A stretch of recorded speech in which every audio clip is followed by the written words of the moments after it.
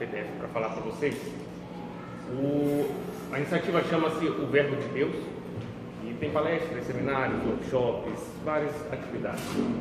O intuito é que a gente comece a propagar no meio espírita uma visão espírita da Bíblia, o Evangelho diretamente lido na Bíblia, como é que o Espiritismo vê, como que a gente pode entender as palavras ali inspiradas dos apóstolos que nos chegaram até hoje, com todo o apoio da espiritualidade, para que a gente possa tirar de lá lições morais. Não retiramos isso da nossa cabeça exclusivamente, está aqui palavras do próprio codificador, Allan Kardec, na introdução do Evangelho segundo o Espiritismo, quando ele começa a dizer o porquê da obra Evangelho segundo o Espiritismo. Kardec diz assim: podem dividir-se em 5 partes as matérias contidas nos Evangelhos: os atos comuns da vida do Cristo, os milagres, as predições, as palavras que foram tomadas pela Igreja para fundamento de seus dogmas e o ensino moral. As 4 primeiras têm sido objeto de controvérsia, a última, porém, conservou-se constantemente inatacável. Evangelho segundo o Espiritismo em sua introdução. Esta obra, Kardec intenta nada mais, nada menos do que demonstrar uma visão espírita dos Evangelhos bíblicos. Tanto é que os capítulos do Evangelho segundo o Espiritismo iniciam com versículos e Kardec coloca, ora, a sua visão, os seus comentários, ora, o comentário de espíritos superiores que presidiram a codificação espírita, colocando para a gente uma maneira, um método, um processo, como ver os evangelhos escritos lá na Bíblia. Temos outros espíritos que fizeram isso. Um grande conhecido é o nosso irmão Emmanuel, que por meio da psicografia de Chico Xavier nos deu imenso cabedal de conhecimento na interpretação evangélica dos textos bíblicos. Tanto aquelas obras chamadas Coleção Emmanuel, ou Coleção Fonte Viva de Emmanuel, tem Fonte Viva, Vinha de Luz, Caminho, Verdade e Vida, Emmanuel passa para nós interpretações de versículos bíblicos. Ele coloca um versículo e depois uma visão dele, que foi consolidada aí pelo nosso amigo Saulo e publicada pela FEB lá no Evangelho segundo Emmanuel, tanto nestas como em diversas outras obras. Mas Emmanuel também não é o único que dá esta visão. Temos um outro exemplo no livro Renúncia. Alcione diz o seguinte, quando ela estava ali fazendo o Evangelho no Lar, que hoje chamamos de Evangelho no Lar, na casa lá daquela família que é a Colheira, ela diz: eis porque, excetuados os versículos de saudação apostólica, que seriam aqueles versículos iniciais das cartas de Paulo, Pedro, Tiago, que ele saúda a comunidade para a qual ele está escrevendo, qualquer dos demais conterá ensinamentos grandiosos e morredouros que impedem conhecer e pregar a benefício próprio. Alcione, quem já leu Renúncia, era um espírito extremamente evoluído que veio à Terra com uma missão específica, uma missão grandiosa, e no retorno voltou aí às pátrias celestiais superiores. E ela aqui dá um grande exemplo de cristianismo, de vivência cristã e, evidentemente, de interpretação evangélica bíblica. Lia 2, 3 versículos e aí comentava com aqueles que estavam ao redor numa profundidade inigualável. E graças a Deus, Emmanuel nos trouxe aí no livro Renúncia como ela fazia isso. E explicando a visão que ela tinha da Bíblia, tem este comentário, que é importantíssimo para os dias atuais. Ela diz que em qualquer versículo bíblico, qualquer um, exceto a saudação, todos têm conhecimentos que nós temos por dever conhecer e empregar a benefício próprio. Absolutamente todos os versículos da Bíblia, de acordo com a Alcione lá no livro Renúncia. E Kardec nos fala que a parte moral é a única parte inatacável dos evangelhos. Há quem veja o Evangelho segundo o Espiritismo uma separação de versículos que contém a parte moral para compor a obra. Nós vemos de outra forma o comentário de Kardec.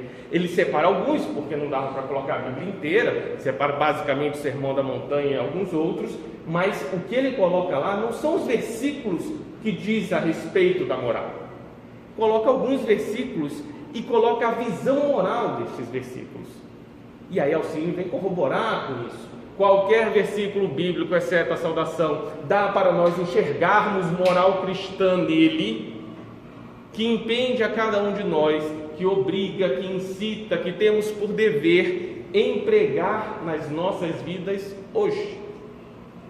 Ao lermos os versículos, interpretarmos ele moralmente, tem que fazer sentido na nossa vida hoje, tem que modificar a nossa vida hoje. A Bíblia não é um livro histórico, neste ponto de vista. A Bíblia seria um livro moral. E é essa a proposta que a gente traz: enxergarmos a Bíblia baseada nos ensinamentos espíritas com a moralidade cristã que naturalmente nela contém. Basta nós lembrarmos da qualidade dos espíritos que escreveram os textos iniciais bíblicos. E por mais que nós outros, ao longo dos séculos, tenhamos quisto aí alterar uma coisa ou outra, imagine o suporte da espiritualidade para manter a chama do cristianismo viva ao longo dos 1000 anos de trevas na Idade Média. Foi o livro que manteve a chama do cristianismo vivo. Apesar da gente querer alterar uma coisa ou outra, Jesus não ia perder para as nossas más intenções. O Evangelho nos chega com a fonte viva, com a luz cristã, tal como era no início. Cabe a nós, está lá também na codificação, interpretarmos da maneira adequada, e para isso entendemos que temos que ver a moralidade cristã, nos desapegando um pouco das questões históricas e materiais. Para isso, parte fundamental, e por isso o título dessa iniciativa chama-se o Verbo de Deus. Vocês imaginam o que é o Verbo de Deus? Alguém imagina?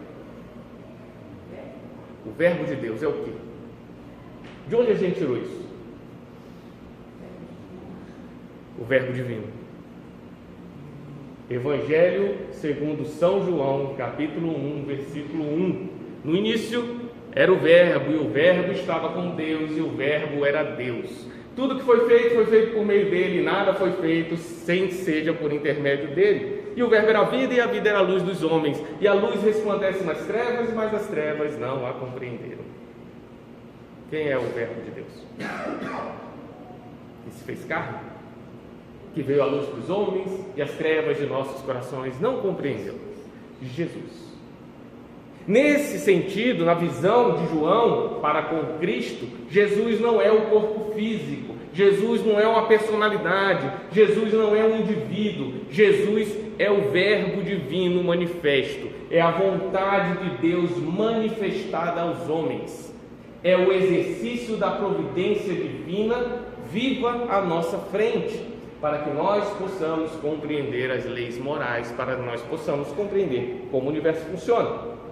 Quando falamos que Cristo foi crucificado, nós crucificamos Cristo, a nossa tendência é imaginarmos o corpo. Na visão de João, nós crucificamos a verdade divina toda vez que agimos em contrário à nossa consciência e em contrário ao que pregamos em matéria de cristianismo. Estamos crucificando no coração daqueles que nos ouvem a verdade que supostamente seguimos. Porque o Verbo de Deus, o cristianismo, o espiritismo, a verdade cristã, no coração daquele que me observa agindo contra ela, é como se eu estivesse matando-a naquela consciência que deveria ser despertada. Este enfoque moral a gente vai trazer para toda a interpretação dos textos evangélicos.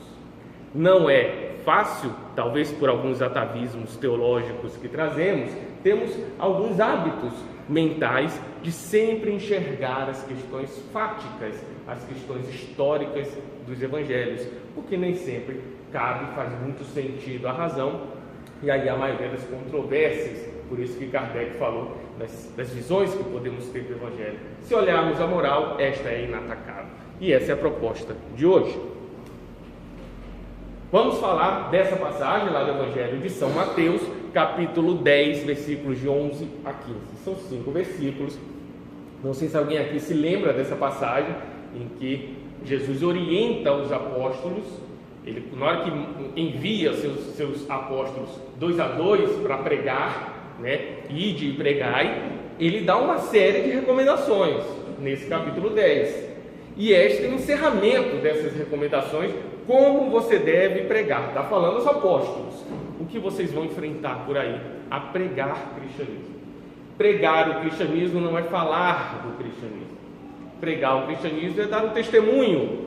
Testemunho é de oratória, é testemunho de vida, é testemunho de experiência para aqueles que lhe observam. Testemunhemos Cristo em nossas vidas. E ele exorta, ele explica aos apóstolos o que eles vão passar e qual é o comportamento adequado perante as situações que vão ser vivenciadas. Essa daqui é a última das recomendações desse capítulo, e como a gente sabe que nem todos têm isso na memória, vamos colocar o texto aqui, ler junto com vocês e começar a debater. Os versículos são esses. E em qualquer cidade, Jesus falando aos apóstolos, e em qualquer cidade ou aldeia em que entrardes, procurai saber quem nela seja digno, e hospedai-vos até que vos retireis. E quando entrardes em alguma casa, saudai-a. E se a casa for digna, desça sobre ela a vossa paz, mas se não for digna, tome para vós a vossa paz. E se ninguém vos receber nem escutar as vossas palavras, saindo daquela casa ou cidade, sacudi o pó dos vossos pés. Em verdade vos digo que no dia do juízo haverá menos rigor para o país de Sodoma e Gomorra do que para aquela cidade. Simples. Retirando das questões da matéria, primeira coisa que vem à nossa mente é que casa e cidade é essa que ele está falando. A cultura antiga era muito de caminharmos a pé, de visitarmos uns aos outros. Hoje em dia isso é diferente, nós não temos este hábito. A gente fala mais no WhatsApp do que visita algum amigo em sua casa. Mas o Evangelho tem que servir para nós hoje. Existem outras passagens que Jesus fala na casa. Uma delas é o Pai Nosso. Está aí também no Evangelho de Mateus.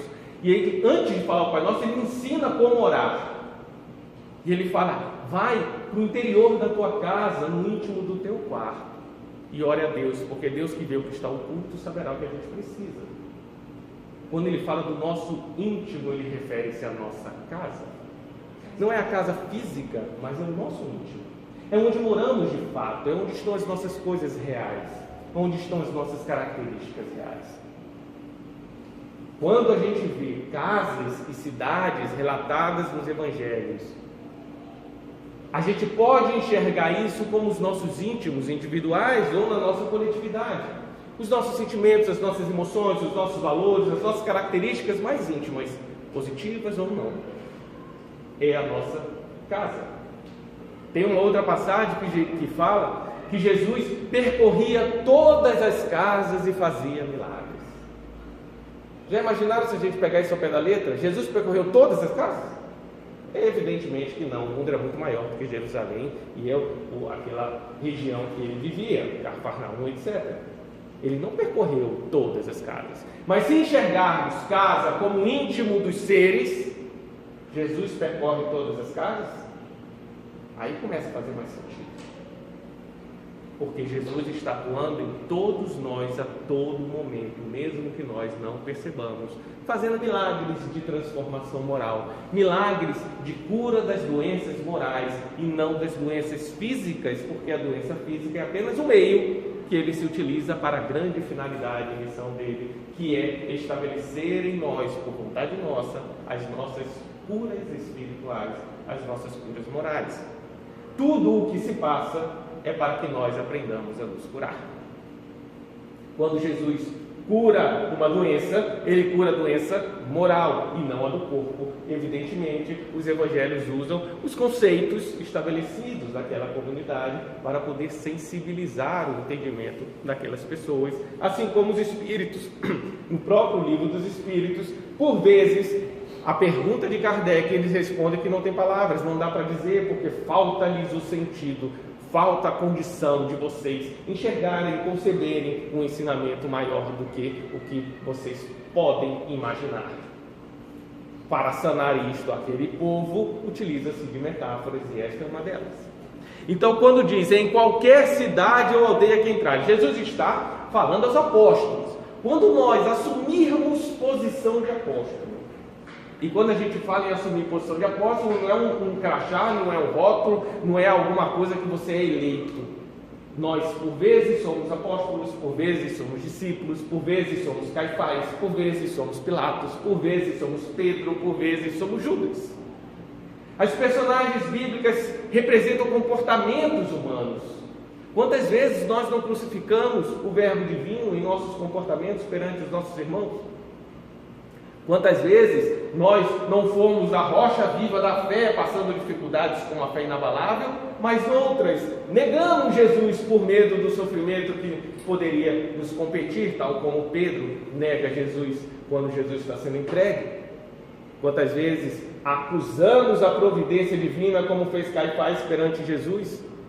E outras vezes servimos como apóstolos, aquele que prega, aquele que envia mensageiros da boa nova. Quando nós estivermos na oportunidade de apostolar Jesus, de levar Jesus a outros corações, cabe nos lembrar destas recomendações do Cristo. Quando alguém nos chega passando dificuldade, quando alguém nos agride, está com raiva de nós, o pensamento dela está focado em nós. Da mesma forma, quando eu estou com ira, com raiva, com ódio, com mágoa em relação a alguém, o meu pensamento é populado por aquela pessoa. E se alguém está enxergando em mim todos os detalhes da minha vivência, todos os detalhes do meu comportamento, olha que grande oportunidade de mostrar para ela os efeitos de Cristo na minha vida, o testemunho. Ela não me ouve, mas me observa. Então, haja em vez de falar, que sensibilizará aquele que te observa, ainda que queira te acusar. Demonstre para eles a sua força de vencer as suas más tendências, conforme recomendam seus espíritos. Então Jesus estava recomendando os apóstolos, assim como nós, quando estamos perante uma situação de fazer o bem, quando nós queremos ajudar alguém, não importa quem, ainda quem é resistente, ainda quem está contra mim, quando eu estou nessa disposição, eu estou indo pregar Jesus, e Jesus fala, quando chegarmos em qualquer cidade ou aldeia que entrarmos, procurai saber quem nela seja digno. Ora, se cidades são os nossos íntimos, aldeias é um conjunto de cidades, casas é o nosso íntimo, cidades e aldeias é um conjunto de casas, né?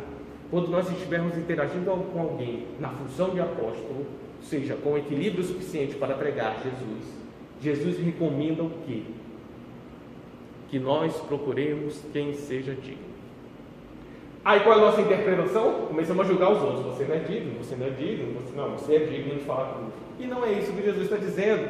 Ele fala aos corações e não ao ato exterior. Quando nós estivermos interagindo com a casa de alguém, com o íntimo de alguém, procure dentro desta casa quem seja digno, a característica daquele ser humano que é digna, o que ele tem de qualidade, porque é aí que Jesus irá atuar.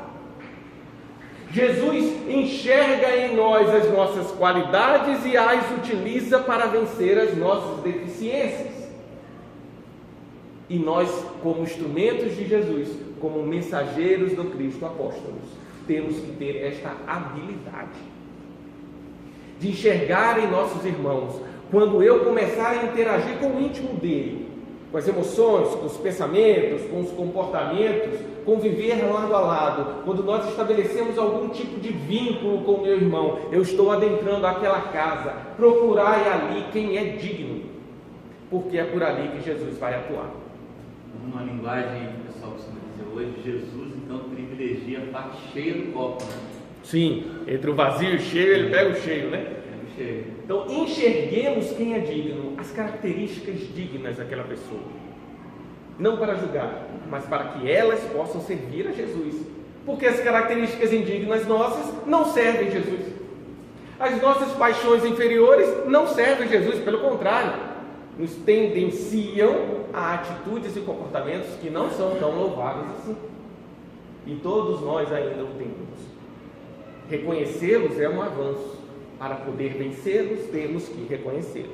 Esconder de nós mesmos é a maneira mais rápida de não tratarmos o assunto, até que seus efeitos sejam tão fortes que nós não poderemos ignorá-los. Então, quando estivermos agindo como apóstolos, interagindo, procurai saber quem é digno e hospedai-vos aí até que vos recheis. Ora, como que nós podemos nos hospedar nas qualidades de nossos irmãos? Quando nós nos hospedamos, imagina um caminheiro, imagina alguém ali que está meio nômade, andando de casa em casa, ele chega numa casa e se hospeda. O que acontece? Ele continua andando de casa em casa? Não, ele para lá, ele está hospedado ali. Eu estou interagindo com alguém, fixe neste irmão que você está querendo auxiliar. Não quero fazer tudo de uma vez só não. Jesus lhe colocou uma situação à sua frente, foque nela, enquanto você for útil, porque naturalmente você vai se retirar de lá. Enquanto você estiver com aquela oportunidade nas mãos, hospede-se nas qualidades daquele irmão, até que naturalmente você vá sair, porque ninguém está obrigado a fixar-se em uma única pessoa, mas nosso dever é servir a todos. Neste processo, nós temos por vezes situações que Jesus nos coloca para nós aprendermos a servir, nós aprendermos a pregar, nós aprendermos a sermos apóstolos. Numa situação à nossa frente, num íntimo que está deficitário, seja o sofrimento, esteja choroso, magoado, melancólico, seja alguém que esteja com raiva, com ira, ainda que sobre nós, é um íntimo que está precisando de auxílio. Estamos convivendo com este íntimo, chegamos àquela casa e Jesus nos recomenda: procura quem é digno dentro dela. Não foque no lado negativo do seu irmão, não foque no erro, nas mazelas, nas paixões. Não julgue, não acuse, não condene. Se você quer ajudar, você tem que procurar dentro dele o que é digno, porque é daí que ele vai voltar ao equilíbrio, e não estimulando o desequilíbrio dele. Procurando quem é digno, foque naquela ação, porque é a oportunidade que Jesus lhe colocou à sua frente. Trabalhe nela, hospede-se, até que naturalmente você será retirado. Porque a vida é assim, convivemos uns com os outros, as oportunidades chegam e passam, para que nós aprendamos a servir a todos de uma vez só. Desta postura, Jesus continua: e quando entrardes em alguma casa, saudai-a. Primeiro ele recomenda: procura o que é digno. Depois ele fala: hospede-se. E agora ele fala: saudai-a. Quando entramos na casa de alguém, nós saudamos. Quem que é o visitante? Nós estamos adentrando num ambiente que não é nosso. Respeite-o, saude-o, entenda como funciona, respeite o modus operandi daquela casa. Já receberam visita de alguém que quer começar a dar pitaco em tudo que você faz na sua casa? Com todo respeito e amor às sogras, a gente tem essa figura, né? Quando não tem sonho, então a gente já falou, né? A gente costuma falar que você tem visita de amigo e visita de sogra, né? Claro que é estereotipando, mas com todo não individualizando ninguém. A figura que nos vem à cabeça é daquela imagem de que não, isso aqui não é aqui, isso aqui está fazendo errado, faz assim, muda assim, e nós nos incomodamos, por mais que ela esteja certa. Porque é minha casa, por favor, eu quero assim, e acabou, respeite. Quando nós estamos entrando na casa de alguém, é visita de amigo. Respeite. Mesmo que você não concorde com como as coisas estão funcionando lá dentro, mesmo que você esteja certo e a pessoa não consiga enxergar, saudai-a. Respeite a casa. Receba a casa como ela é, porque o visitante é você. Nós estamos adentrando em outro íntimo, um mundo construído multimilenarmente, que nós desconhecemos os detalhes, que nós vemos apenas pequenas exterioridades, e nós estamos entrando para fazer a vontade de Jesus e não a nossa. Para isso nós temos que conhecer o Cristo, conhecer a nós e conhecer a oportunidade que está à minha frente. E ninguém conhece de ímpeto, porque a natureza não dá saltos. Hospede-se e saudai-a. Respeite o teu irmão, respeite as falhas dele. Não seremos nós que mudaremos o íntimo de ninguém. Deus nos deu uma parcela do universo para a nossa total governança. Qual foi? O nosso próprio íntimo. A única. Uma infinitesimal parcela do universo foi dada a nós, para que nós a governemos e a levemos ao Pai. Temos o dever de levar esta parcela do universo ao Criador. E cada um tem a sua, de igual tamanho.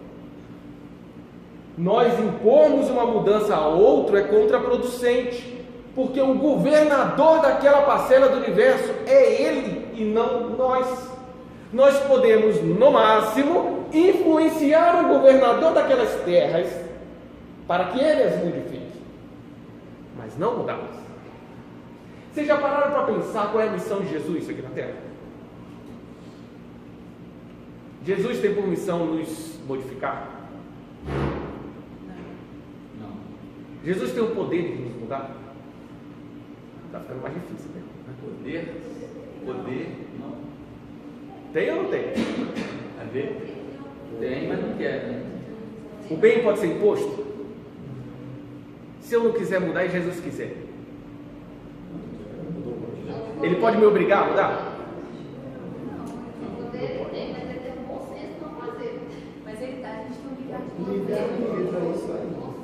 Nós só iremos mudar quando uma coisa acontecer. Quando um ser do universo quiser a nossa mudança. Somos nós. Jesus não pode me impor a mudança. A função dele é fazer com que eu queira mudar. Porque no momento que eu quiser mudar, eu mudo. Agora não é querer superficial não, porque não se pode servir a dois deuses, não. Eu quero os benefícios sem mudar as causas. É um querer profundo, firme, inabalável, seja por conselhos e afagos, seja por dores e provações. São ferramentas divinas que Jesus atua em nosso benefício, influenciando o governador destas terras aqui, para que eu queira mudá-las, porque quando eu quiser eu mudo. Lá no final do Evangelho de Mateus, Jesus fala: se queres me seguir, negue-se a si mesmo, pegue a sua cruz e siga-me. Simples. Não é simples? É simples, mas não é fácil. São conceitos diferentes. Mas é simples. Você quer seguir Jesus? Para de dar pitaco, para de ter vontade e segue a vontade de Deus. Simples assim. O próprio Cristo disse: não faço nada por vontade própria, só faço a vontade daquele que me enviou. A gente faz alguma coisa por vontade própria? Entendeu porque ele é feliz e a gente não? Ah, mas eu não consigo. Bem-vindo ao grupo, nós temos alguns meninos pela frente, vamos conseguir. O importante é não parar. Mas modificar-se depende única e exclusivamente de nós. Isso é uma boa notícia. Significa que minha felicidade não está posta em ninguém, não está posta na situação externa, não está posta em absolutamente nada. Está posta em eu governar meu íntimo para Deus, o reino de Deus em meu coração. E aí Jesus, quando fala saudaia, respeite o governador daquelas terras, porque quem deu aquelas terras a ele foi o próprio Criador, não é você que vai tirar.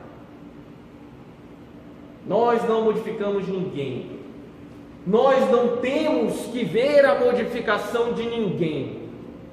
Como diz os evangelhos, Jesus colhe onde não semeou. Nós somos semeadores, a colheita é do Senhor. A transformação de cada coração é para a percepção do Cristo e não nossa, porque não somos credores de ninguém, somos devedores de Deus. Eu semeio e caminho. Lembra da palavra do semeador? O semeador caminhava, ele não parou para ver se aquilo ia frutificar ou não. Ele caminhava e semeando. A colheita é do Senhor, não nossa, porque Ele é o Senhor da vinha, Ele colherá e separará o joio do trigo. Quem vai fazer isso é o Senhor da vinha, Jesus Cristo, em nome de Deus. Nós somos semeadores, e um semeador não vai cobrar os frutos da terra. A terra do coração do outro, responsabilidade dele. Eu influencio respeitando a capacidade daquele governador daquele íntimo, daquela parcela do universo. Por isso que Jesus fala, saudai-a, respeite, foque, primeiro, procure o que é digno, porque se você quer servir ao bem, você tem que procurar as ferramentas de bem. Se a gente focar nas ferramentas do mal, como é que eu vou servir ao mal? Ou como é que eu vou servir ao bem? Se eu só tenho ferramentas maléficas em minhas mãos. Procure as benéficas, porque é assim que Jesus atua. Foque no que você está fazendo, na oportunidade de serviço que Jesus está te dando. Respeite a capacidade daquele que domina aquele íntimo, que governa aquelas terras, que faz parte da grande seara cristã. Seara cristã é um conjunto dos corações humanos, né? Cada partezinha destas terras que somos nós, no conjunto, fazemos parte da seara que foi entregue ao Cristo para florescer e frutificar a árvore da vida, que está lá na parábola dos jardins do Éden. Depois Jesus recomenda aos seus apóstolos: e se a casa for digna, desça sobre ela a vossa paz, mas se não for digna, tome para vós a vossa paz. Aí como é que a gente interpreta? Você não me merece. Seu ingrato, eu só quero ajudar, então estou nem aí para você, vou embora. Evidentemente isso não é cristianismo, isso é apenas uma má interpretação humana. Vamos pensar na casa sendo íntimo, e aí Jesus fala, se a casa for digna, ele já não fala de quem é digno dentro da casa, ele fala, se aquele reino, se aquela casa, se aquelas terras forem dignas, tiverem condições de receber o benefício que lhe está sendo ofertado por meio de nós, porque o benefício é de Deus, que por meio de Jesus, através de nós, chega ao outro. Se ela for digna, se ela tiver condições, se ela estiver receptiva, o que é que vai acontecer com eles? Com aquele coração, assim como acontece com nós quando o outro chegou a nós, receberá a paz. Paz de quem? A vossa paz. Ou seja, ele recebe de acordo com o que eu tenho para passar, porque eu também não tenho só qualidades. Ele vai receber o que de bom eu tenho para passar. Não nos iludamos que nós somos salvadores de alguém.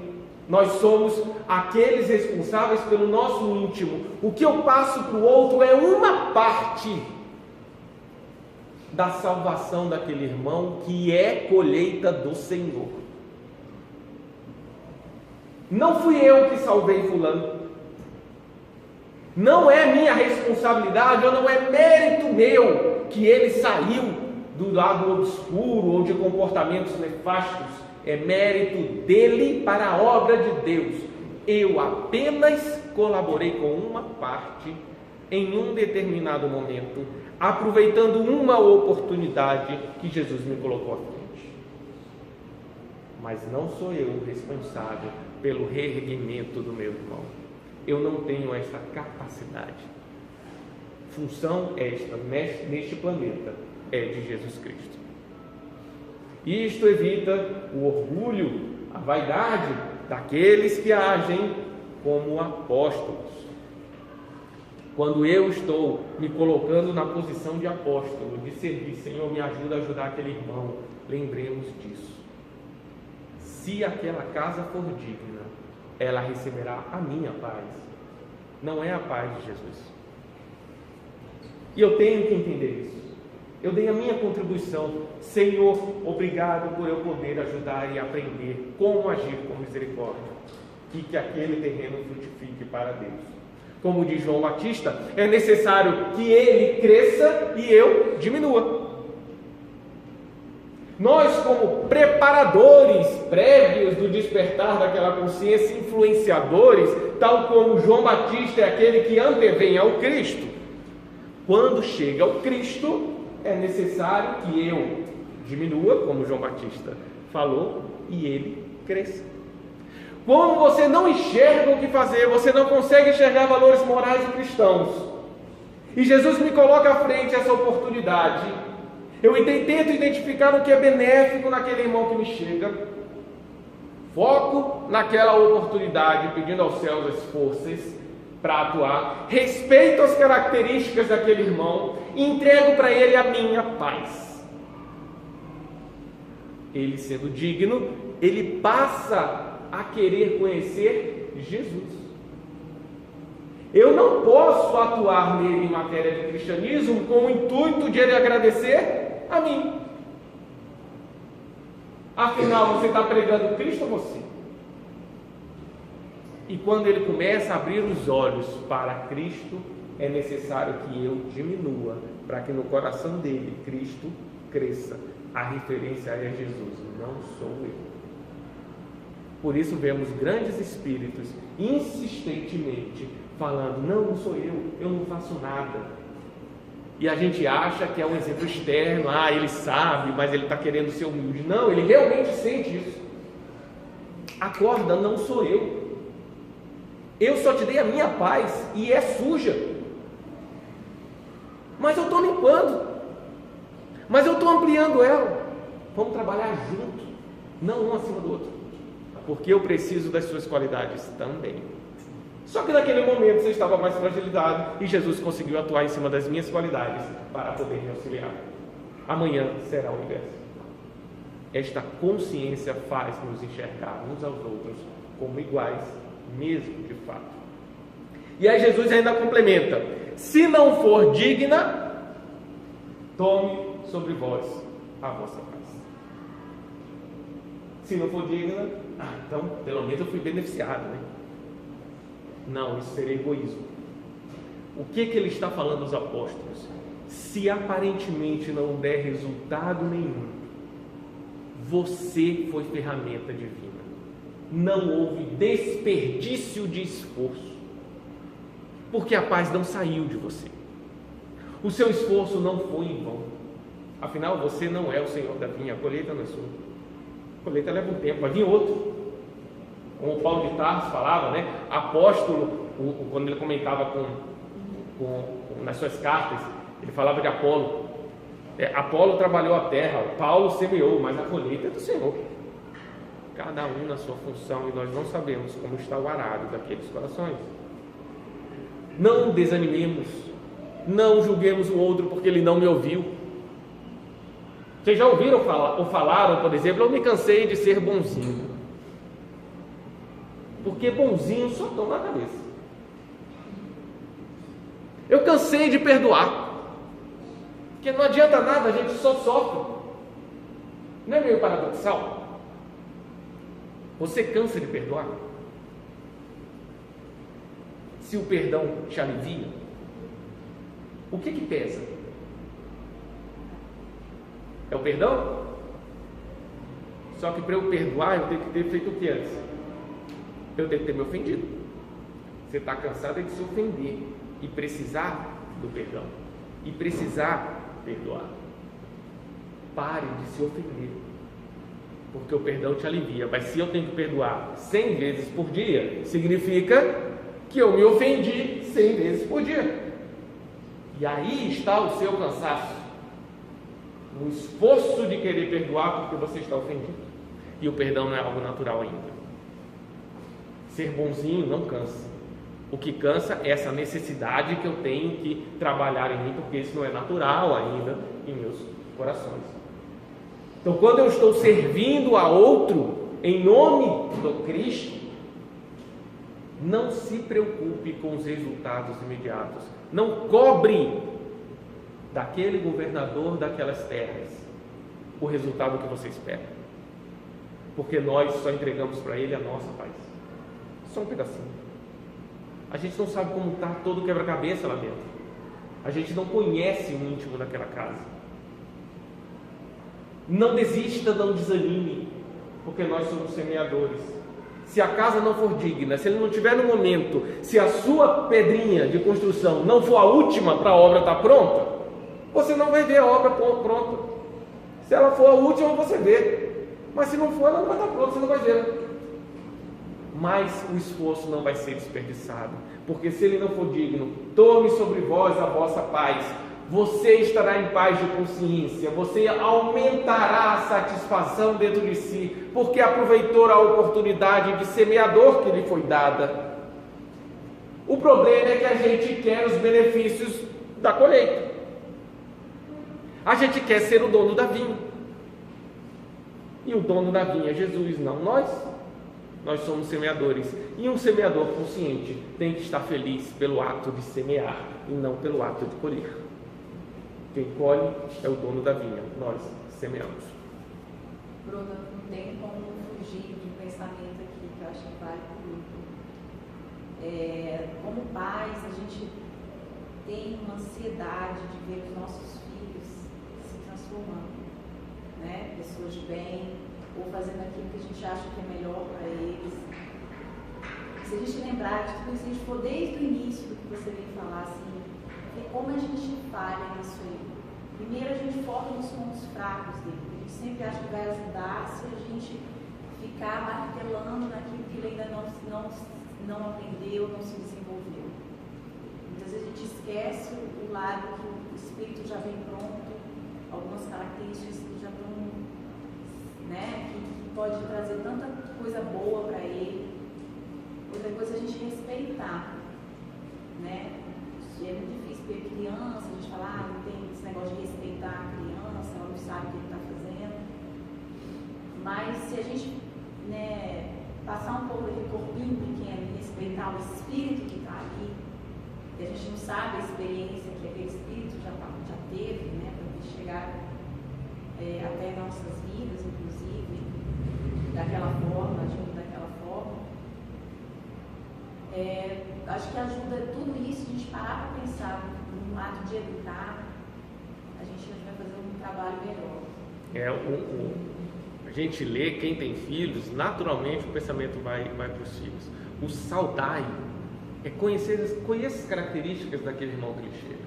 Evidentemente, os pais têm por dever a orientação e às vezes a gente coloca os limites. Mas entenda qual é o efeito disso naquela criança, entenda o porquê que aquela criança está cometendo a atitude A, B ou C e tende a atuar na causa. A dificuldade é que a gente costuma atuar no efeito. E aí a gente quer sanar o efeito. Então, no meu que fala que criança não chora à toa. Criança pequena, né? Criança mais velha, de vez em quando, mesmo assim não é à toa. Mesmo que ela tenha fazendo manha, o porquê que ela está fazendo manha? Qual é o intuito disso? E talvez se eu mostrar para ela que ela consegue alcançar o objetivo dela de outras formas e fazendo manha não vai conseguir, ela muda. Porque ela não está fazendo birra, não está fazendo manha, não está dando chilique à toa. Ela tem um objetivo. Nem que seja, eu estou fraco aqui nas minhas emoções, não sei controlar, me ajuda. Ou eu quero um objetivo específico, quero que você atenda os meus desejos. Seja ele qual for, existe um objetivo. Aprendamos a identificar isso, que é o saudaia. Nós temos objetivos. E às vezes a gente não consegue expressar para expressar de uma maneira que não é racional. Às vezes é racional, às vezes não, às vezes misturado. Vamos tentar entender, respeitar, saber as consequências para buscar a causa e atuar na causa com ferramentas benéficas e não batendo, massacrando. Isso significa que nós apoiaremos o equívoco, pelo menos o equívoco na nossa visão. Nós não apoiaremos o que a gente não concorda. Mas condenar alguém, massacrar os seus sentimentos, não é uma atitude cristã. Eu posso falar que não é correto, que não concordo e dar alternativas de saída.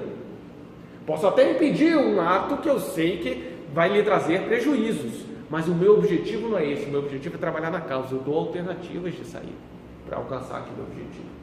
Quanto à condenação, me veio uma outra passagem aqui na cabeça de qualquer irmão nosso, quando a gente condena, acha que ele não tem jeito, acha que é uma pessoa ruim, má, etc. Lembremos de Paulo, que Paulo fala o seguinte: não condene aquele por quem Cristo morreu. Jesus veio ao mundo para salvar a quantos? Quantos de nós seremos espíritos puros? Todos. Quando eu condeno alguém, dizendo que ele não tem jeito, o que é que eu estou dizendo? Jesus fracassou, Deus fracassou. Ele tem jeito. Talvez não seja você que vai dar jeito nele. E aí a gente tem que cair a ficha. Não sou eu, não é no meu tempo, não é agora, é no momento do governo daquele íntimo. E eu vou semear. A colheita de quem? Do Senhor. E a minha função é semear. Principalmente quando tiver filhos indo para caminhos assim, né? Que nos entristecem. Filhos grandes, inclusive, né? Você vê que foi por um caminho equivocado. E a gente tende a se culpar. A gente lembrar que, às vezes, a gente semeou ali, mas não estava pronto, né? Para receber ainda. Tem um capítulo no Evangelho segundo o Espiritismo que é a ingratidão dos filhos. Pode ler ele lá que fala sobre isso. Pois bem, então, se não for digna, tome para vós a vossa paz. Não desista, não desanime. Veio outra oportunidade, entrou em outra casa, faça o mesmo processo. Que uma não influencie outra. Ah, mas não tem jeito, eu tento e não dá certo. O objetivo não é seu, é de Jesus. A oportunidade que Jesus colocou à sua frente, sirva, faça exatamente desse jeito. E ele está falando aos apóstolos. Se ninguém vos receber, nem escutar as vossas palavras, saindo daquela casa ou cidade, sacudi o pó de vossos pés. Qual é a interpretação comum? Estou nem aí, vou embora. Você não quer ouvir? Azar o seu. Tanto que ele fala, sacudi o pó, vou lavar minhas mãos, que é outra interpretação equivocada lá da questão de Pilatos. O que é o sacudir o pó dos vossos pés? Tentamos, fizemos tudo que estava ao nosso alcance. Desapegue-se do resultado. O resultado não é seu. Lembra que ele fala, hospede-se até que a gente se retire, até que seja necessário retirar, até que a gente tenha outras coisas também para atuar. E se aquilo que você estava querendo beneficiar o seu irmão, por todo amor que você tem com ele, não deu o resultado que você esperava, ok. Saia sem o apego ao resultado. Vá para a próxima missão que Jesus lhe dá. Vá para aproveitar a oportunidade que Jesus lhe coloca em mãos. E não fique preso a resultados que não são seus. E se amanhã aquele mesmo ser retorna a oportunidade de serviço para você, sirva-o. Semeie. E se ele é retirado de novo, vai para o próximo. E assim vamos seguindo, servindo e servindo eternamente. A transformação de cada um é prestação de conta individual com Deus. Paulo também diz isso. Cada um dará conta de si perante Deus. Eu não darei conta dos outros, nem os outros de mim. Eu vou dar conta de mim. E ele dele. Das minhas ações e das minhas reações. Responsabilidade minha. Ação e reação do outro, responsabilidade do outro. E isso é muito profundo. Cabe a pergunta: alguém pode lhe magoar? Alguém pode colocar em você sentimentos de raiva? Magoar-se é um verbo reflexivo. O máximo que os outros podem fazer é me colocar em uma situação difícil. O máximo. Mas não é o que acontece. O meu íntimo, quem é que governa? Somente eu. O que acontece dentro de mim, responsabilidade única e exclusiva minha. A situação externa me influencia, mas não me determina. Eu passo uma situação difícil. Você vai enxergar no desespero ou vai enxergar como uma oportunidade de testemunho cristão? Quem decide? É você. Paulo de Tarso foi preso. Primeira noite que ele foi preso, está lá no Paulo Estevam. O que é que ele fez? Reclamou ou agradeceu? Já leram Paulo Estevam? Primeira noite que ele foi preso, ele vai ser preso, tá? Quem não leu ainda vai ler, ele vai ser preso. Ele olha lá para a janelinha lá em cima, que tinha na prisão, a lua brilhante, e ora a Jesus, agradecendo a oportunidade que estava tendo. Porque quando ele estava em liberdade, ele não tinha acesso àqueles corações criminosos que precisavam da luz de Deus. E agora ele tem a sublime oportunidade de falar quem mais precisa. Como é que nós receberíamos? Desgraça. Ah, que injusto, que não sei o quê. A situação externa é a mesma. Só que Paulo de Tarso recebe com uma maturidade espiritual maior do que a minha. E o nosso trabalho é modificarmos a forma com que nós recebemos o mundo externo, para que consigamos governar o nosso íntimo para Deus. Responsabilidade nossa. Vou conseguir sempre. Não, somos aprendizes e não professores. Mas o aprendiz sincero, quando reconhece um erro, ele faz o quê? Desiste de estudar ou estuda mais ainda? O bom aluno não tirou 10 na prova, tirei 8. Faz o quê? O aluno mediano fica satisfeito que tirou 8. O aluno 0,1, ele fala assim, por que eu não acertei esses 2? Agora eu vou estudar mais, porque na próxima eu acerto. Sejamos o 0,1, sejamos esses alunos dedicados ao cristianismo. O mediano é ruim? Não. Mas o aluno dedicado é melhor que o mediano. Passemos para o outro lado, passemos este patamar. E aí Jesus continua: em verdade vos digo que no dia do juízo haverá menos rigor para o país de Sodoma e Gomorra do que para aquela cidade. A gente tem até que orar. Mais 10 minutos. Mais 8. Estou certinho. Em verdade vos digo que no dia do juízo haverá menos rigor para o país de Sodoma e Gomorra do que para aquela cidade. Vocês conhecem a história lá de Sodoma e Gomorra? Quem lembra de alguma coisa? O que era Sodoma e Gomorra? Eram rivais, né? Não, na verdade eram cidades pecadoras. Bem resumindo a história assim, no início tem uma relação lá de Abraão com o rei de Sodoma e tal.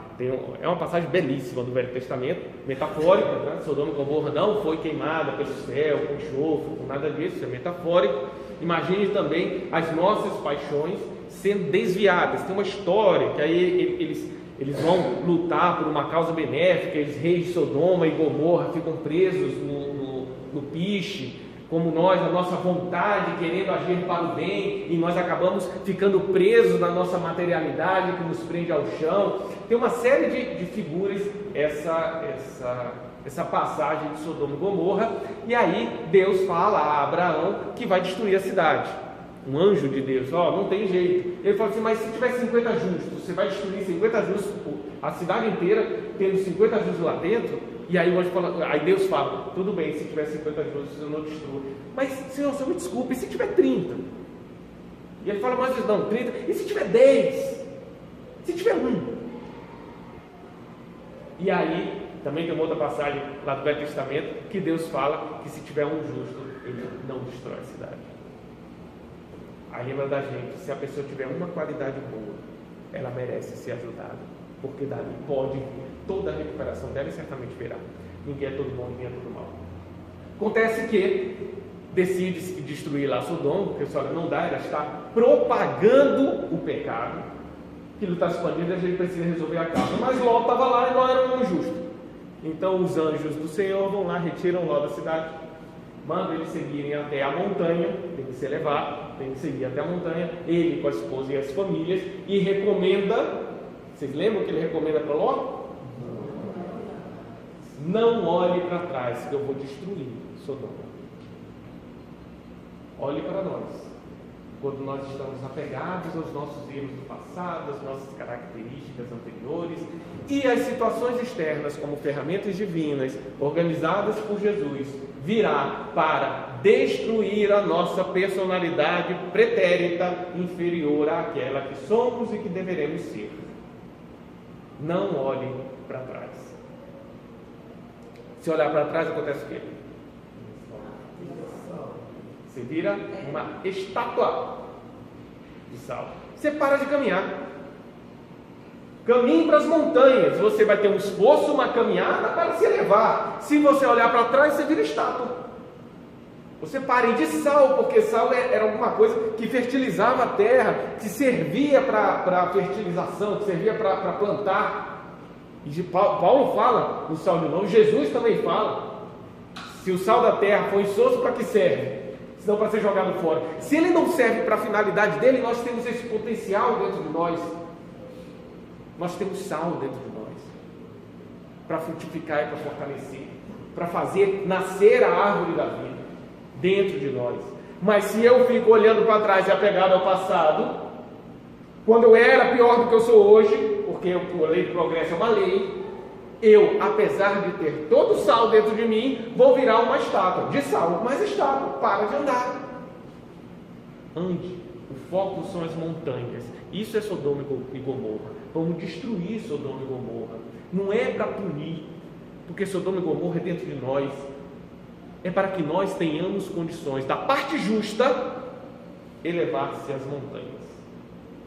Para isso, precisa sair de Sodoma, e Sodoma tem que desaparecer de dentro de você. E ela vai desaparecer com o fogo dos céus, com dores e sofrimentos que sejam. Mas ela tem que desaparecer para que você possa elevar-se às montanhas.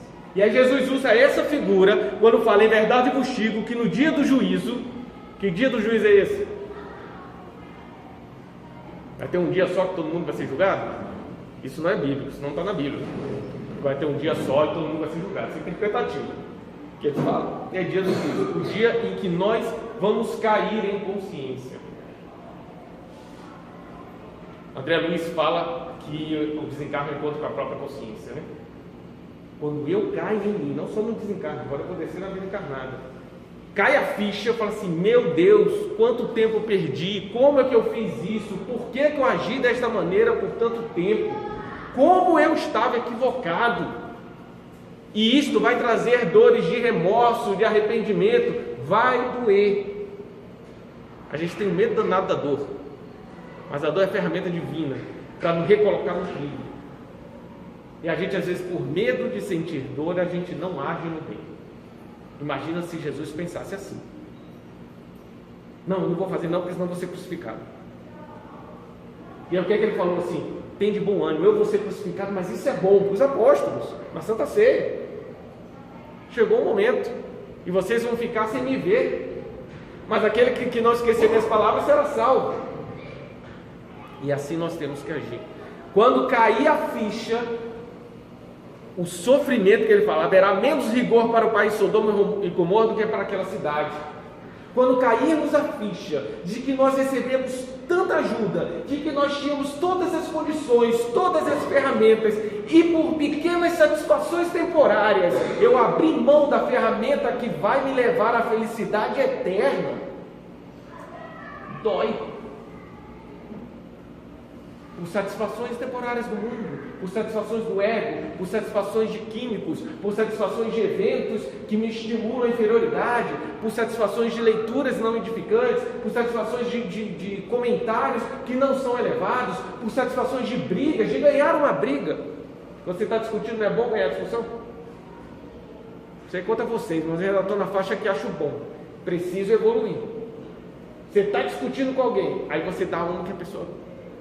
e você tem uma satisfação mórbida, que eu saí vencedor. É mórbido, mas eu ainda tenho, Senhor, e eu quero mudar. Se eu não enxergar que ainda tenho, sabe quando que eu vou mudar? Nunca. Aí Jesus vai fazer eu enxergar e vai me colocar numa situação difícil, que vai trazer dores, que vai ficar explícito para mim mesmo que eu ainda tenho essa falha. Agora que você conhece, muda. Não quero mudar, vai doer, que doa. Aí a dor chega a um ponto que eu não aguento mais. Senhor, agora eu quero mudar. Agora vamos mudar, porque eu passo a querer mudar. Como diz também lá no Evangelho, que o coração deles endureça, que eles chorem e eu os cure. Porque o nosso coração às vezes endurece e precisa da minha dor para eu baixar minha resistência e me abrir à solicitação divina de autocura.